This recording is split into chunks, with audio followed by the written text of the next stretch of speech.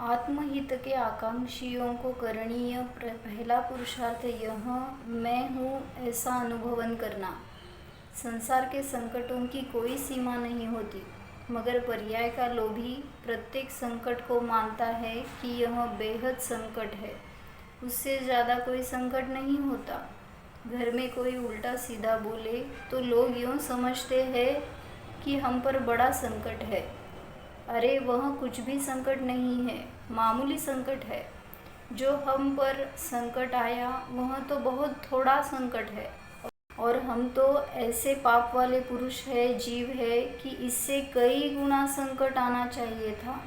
किंतु विवेक न रहने से जब कुछ भी विकल्प संकट आता है तब यह बड़ा दुखी होता है। कर्तव्य तो यह है कि किसी भी संकट को ऐसा माने कि यह तो कोई संकट ही नहीं है जो बाहर की परिणति में बाहरी पदार्थों में हो रहा है, उसमें मुझ पर संकट का क्या काम।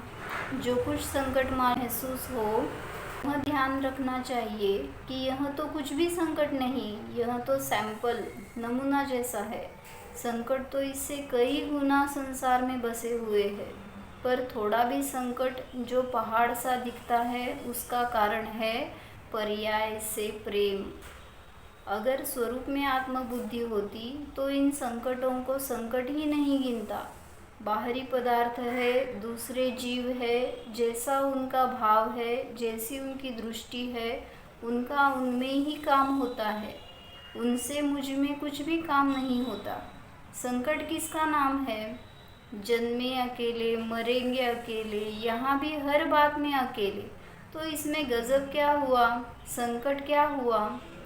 पर पर्याय में लगाव है तो इस पर्याय बुद्धि के साधनभूत पदार्थों में लगाव है, और जब विषय साधनों में लगाव है तो अनंत संकट भी उस पर मंडराते हैं।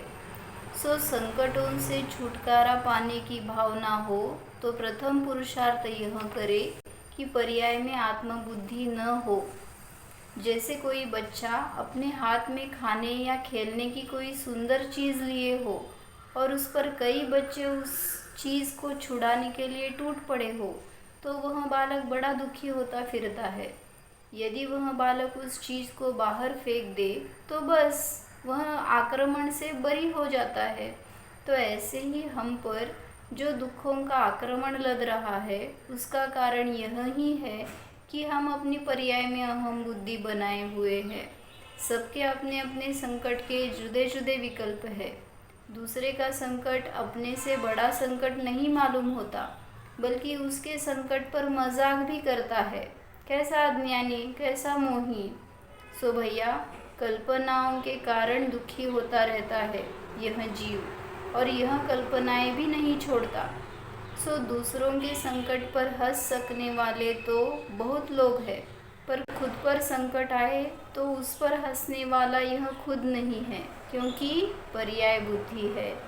चैतन्य स्वरूप में यह मैं हूँ ऐसी बुद्धि बने तो वहाँ संकट नहीं होता। इसलिए सब संकटों से परे यह मैं निराबाध, उपसर्ग रहित, जाननहार जीव हूँ ऐसा जानना चाहिए। ओम।